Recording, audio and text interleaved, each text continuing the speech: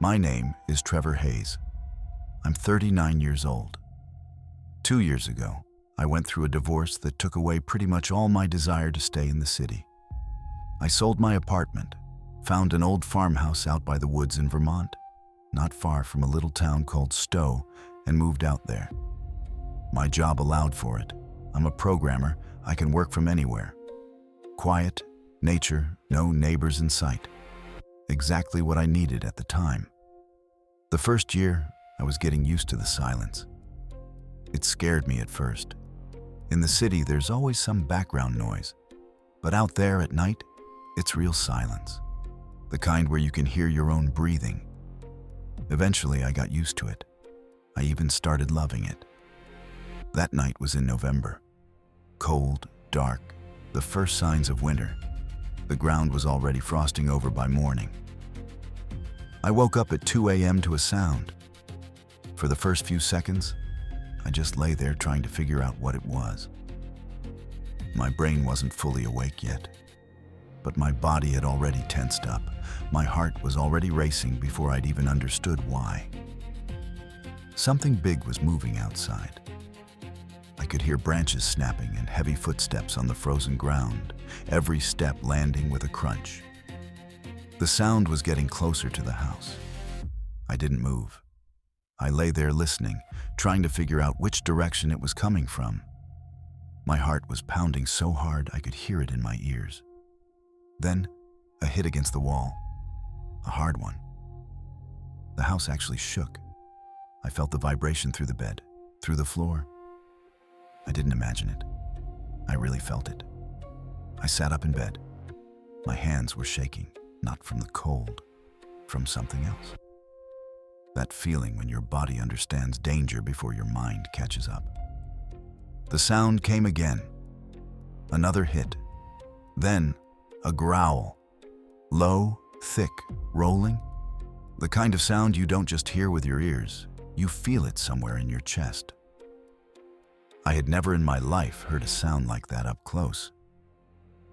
It was coming from somewhere right by the bedroom window, maybe 2 or 3 meters from me, separated by nothing but a thin wall. I couldn't force myself to get out of bed. I just sat there, knees pulled up to my chest, staring at the curtains. They were closed, but I could see a shadow moving back and forth through the fabric, lit by the moonlight outside. A big shadow, far too big for any animal I could imagine at that moment. My thoughts were tangled. Someone broke in. No, that sound wasn't human. A bear? Vermont does have bears. But this sound was different. Deeper. The growling came again, closer to the window now, almost right against the glass. I grabbed my phone off the nightstand. My hands were shaking so badly I misdialed twice before I managed to text my neighbor, even though the nearest one lived a kilometer away and probably wouldn't have heard his phone even if he was awake. One word: help. He never answered. I sat there in the dark of my bedroom, my back pressed against the wall farthest from the window, and listened. The hits against the wall kept coming, irregular, sometimes closer, sometimes farther, like something was circling the house. Every hit echoed in my chest. I can't describe that feeling exactly. It wasn't just fear. It was something deeper, primal, like some part of my brain that had been dormant my whole life suddenly woke up and started screaming that I needed to run or hide. The sound went on for hours. I kept checking my phone, 2:47, then 3:15, then 3:52. Every time, I thought an eternity had passed, and it turned out to be just a few minutes. Sometime toward morning, the sound started moving away. First, the growling got quieter, then the footsteps, farther and farther, heading toward the woods. By 5 a.m., everything had gone completely silent. I didn't sleep. I just sat in that same position until the light outside started coming up. When it got light enough, I finally forced myself to walk over to the window and look outside. The ground around the house had been torn up. Deep furrows, broken branches from the bushes I'd planted the year before. Tracks, big ones, with prints that looked like hooves with claws, led from the woods straight to the wall of my house and back again. I called the local fish and wildlife ranger. He showed up about an hour later, looked over the tracks and the ground around the house. "Wild boar," he said, calm, almost casual. "A big male, judging by these tracks. They get territorial, especially in the fall, heading into winter." "A boar?" I couldn't believe a boar could make a sound like that. I heard growling for hours. Something was slamming into the wall. The ranger nodded, not looking the least bit surprised. Boars can make some really loud, unsettling sounds when they're agitated. And if it picked up on something through the wall, food smell, warmth, it might have been rubbing against the house, trying to get to it. He showed me a photo of boar tracks from a guidebook on his phone. It did look similar. "Put up a fence," he suggested, "and don't go out at night without a flashlight." A reasonable explanation. I even laughed at myself once he drove off. A grown man, up all night because of a wild boar. But there's one detail the ranger never noticed. The boar tracks led from the woods to the house. And back to the woods, a clear path. I saw it myself.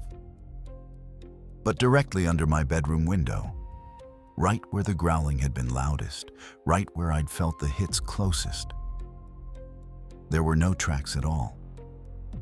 The ground there was clean. Not a single print, not a single scratch.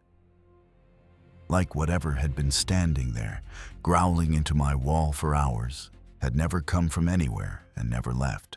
It had just been there.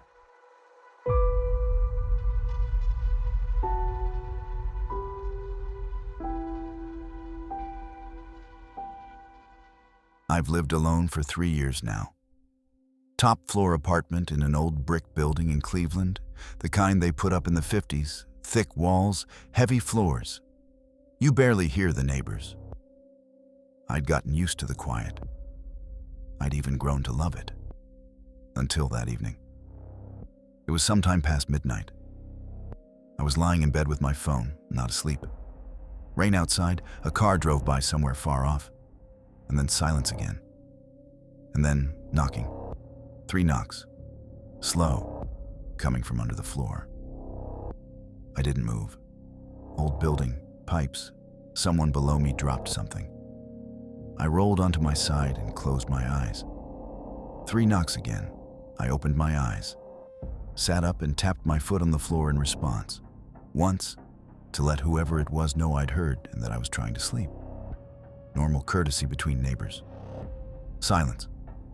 I was almost asleep again when it knocked a 3rd time. But this time, not 3 knocks. 1. Pause. 1. Pause. 1. Even. Methodical. Like a metronome. I sat up and counted. 20 knocks. 30. 50. Then it stopped. I waited a minute and lay back down. My heart was going a little faster than it should, but I told myself, pipes, old building, nothing to worry about. And then I remembered something. There is no one below me in this building. I knew this for certain. When I moved in, the landlord had mentioned it almost in passing. The apartment below yours has been locked up for years. Nobody goes in there, and I won't be giving you a key because nobody has access to it.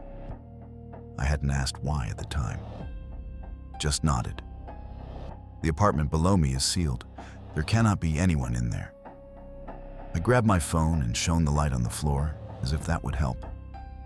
Hardwood, the rug by my bed, a little dust in the corner. Nothing. Then the knocking came back, but this time it was moving. Slowly, methodically, from one end of the room to the other. Like something crawling beneath the floor, knocking up at me from below. Directly under my feet, wherever I stepped, it followed. I stopped in the middle of the room. The knocking stopped too. I took a step to the right. One knock to the right. I stepped back. One knock right behind me. It was mirroring every move I made. I tried it again deliberately, testing whether I was imagining it. A step left, then another, then standing still for a full minute. Then one more step. Every single time, exactly 1 second later, a knock sounded from right where I was standing. Not before, not after. Like whatever was under that floor could see me just as clearly as I could see my own room. I stood frozen for about 3 minutes, heart in my throat, one thought running on a loop. This is not possible. This is not possible. This is not possible. Then I grabbed my jacket and my keys and walked out of the apartment. I spent the night at my friend Jason's place, someone I've known since college. Didn't explain anything, just said something about pipes. Said I couldn't sleep, that someone downstairs was doing repair work at night. He didn't ask questions, just tossed me a pillow for the couch. I couldn't really fall asleep there either. Lay there listening to every sound in his apartment, even though I knew none of that could be happening here. I came back home in the morning. The apartment looked normal, sunlight, birds outside the window. Walked through every room. Nothing. Knocked on the floor myself. Hollow sound, same as always. I decided it had been stress, a sleep-deprived hallucination. It happens. 3 weeks went by, and everything was fine. Then one evening, the elderly woman from the first floor stopped me on the stairs. She's been here since she was young, the longest of anyone in the building. "Are you sleeping well?" she asked. "Fine," I said. "Why?" She lowered her voice. "Do you hear knocking at night?" I stopped. "Sometimes," I said carefully. "Probably the pipes." She shook her head. "I have lived here 50 years. It is not the pipes." She paused. "When they locked up that apartment downstairs, something was found in there. I do not know exactly what. No one ever said it outright. They just locked it, boarded up the door, and told everyone not to ask." "What did they find?" I asked. She looked at me for a long time. "Not what?" she said quietly. "Who?" I didn't answer. "And one more thing," she added, and took my hand. Her palm was cold as ice. "When it knocks, do not answer. Never answer it." I thought back to that night, how I had tapped my foot in response. Once, just to let it know I had heard. She looked at my face and must have understood everything from my expression. She let go of my hand and walked to her door. Turned back on the threshold. "Go stay with someone for a few days," she said. "Maybe it will forget." "Maybe?" I repeated. She did not answer.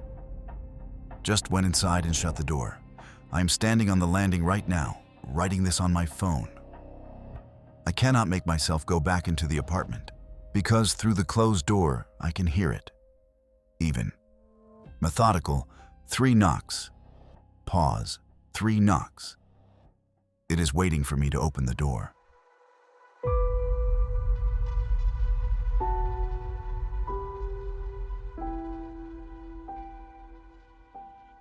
My name is Ryan Kessler. I'm 34 years old, and I know for certain that my wife is not human. Not figuratively, not a metaphor. I mean it literally. But let me start from the beginning. Sarah and I got married 7 years ago.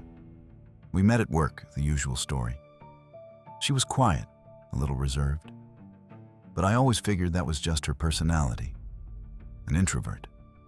Plenty of people are. The first 4 years, nothing. Ordinary life. The apartment, work, weekends at her parents' cabin.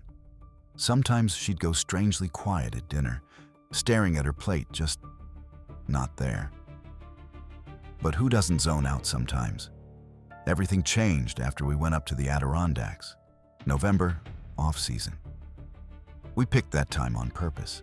so there'd be no one around. We rented a small cabin near the woods, 20 miles from the nearest town. I wanted quiet. I wanted us alone, no phones, no city noise. The first day was perfect. We hiked, she laughed, made mulled wine on the stove. I thought, this is it. This is who she is when she finally relaxes. I woke up in the night from the cold. Sarah wasn't lying next to me. I checked the clock, 3:14. I got up, walked through the cabin. Empty. The front door was open. I stepped onto the porch. Darkness so thick I couldn't see my hand in front of my face. Just the forest, rustling. And then I saw her. She was standing at the edge of the clearing, maybe 30 yards from the cabin. Back to me, completely still. In just a nightgown, in below freezing temperatures. I called her name. She didn't react.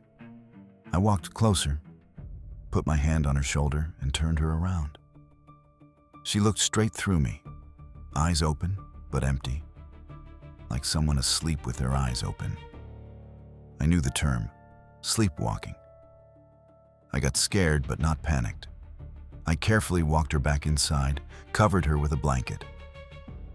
In the morning, she didn't remember any of it. We drove home the next day. I decided not to tell her. Why scare her over something she couldn't control? But a week later, I noticed the first thing. She stopped eating anything hot. Completely. Any dish, she'd wait for it to cool to room temperature first. I asked.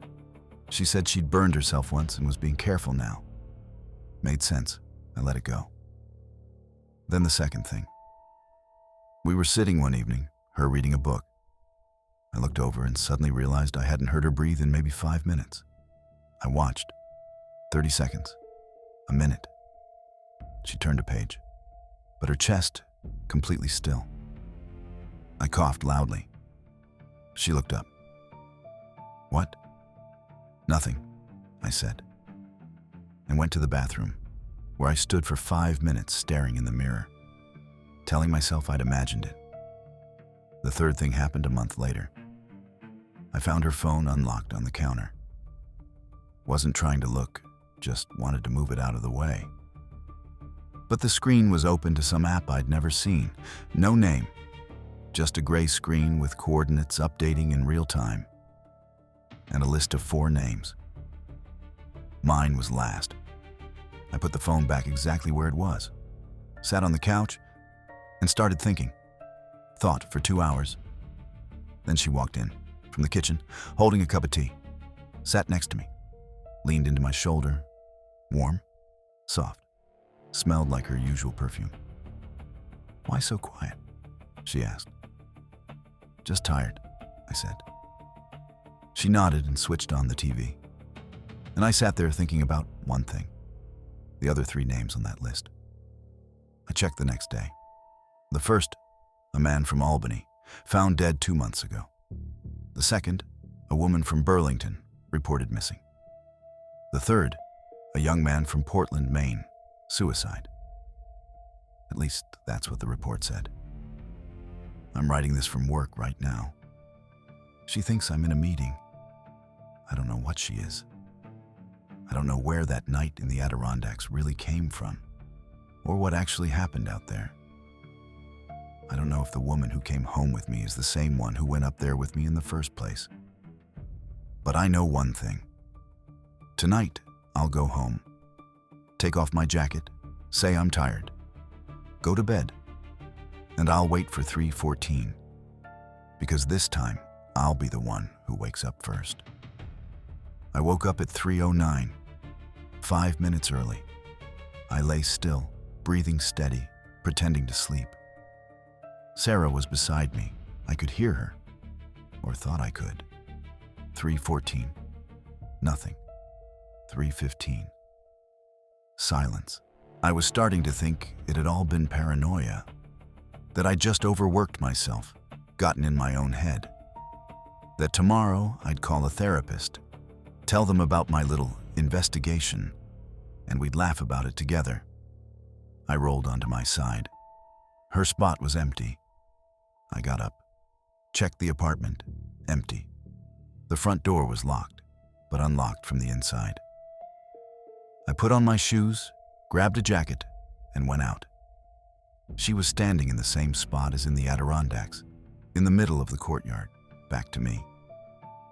But we live in the city now. 5th floor, a gated courtyard. I walked over. My heart was pounding so hard I thought she had to hear it. I put my hand on her shoulder, turned her around, and saw myself. Not metaphorically, literally. My face, my eyes. The 3-day stubble I hadn't shaved off. The old sweater I'd thrown out 2 years ago. It looked at me and said nothing. Then it spoke in my own voice. "You slept a long time." I stepped back. My legs wouldn't listen. "What are you?" I managed to say. It slowly raised an arm and pointed up at the 5th floor window. Our window. The light was on. "Go look," it said. Quietly. I don't know why I obeyed. I guess there wasn't another option. I took the elevator up. The apartment door was open. I walked in. Sarah was sitting in the kitchen, alive, warm, in her robe, drinking tea, scrolling her phone. Ordinary. Mine. Sitting next to her at the table was me, also alive, also warm, wearing the same shirt I'd gone to bed in, drinking coffee, reading something. They didn't see me, or pretended not to. Sarah said something. The one sitting there laughed. So did she. She rested her head on his shoulder. Then he looked up, looked straight at me, and winked. I don't remember how I ended up back outside. I was just suddenly standing by the building entrance in the same courtyard. No one around. Not the thing that looked like me. Nothing. Just my phone buzzing in my pocket. A text from Sarah. "Where are you? I woke up and you're gone. Everything okay?" I stood there staring at the screen. And then I understood. She hadn't changed after the Adirondacks. That list on her phone, those weren't victims. Those were the ones who woke up and understood. Those 3 names, they hadn't disappeared, hadn't died. They'd simply ended up where I was now. Outside, looking up at the windows of their own apartments, where someone else was living their life, better than they ever had themselves. I typed back, "On my way," put the phone in my pocket, and went to find the 3 people whose names I'd seen on that list. Because if they're alive, they know what happens next. And if they're not, then I'll find out for myself soon enough.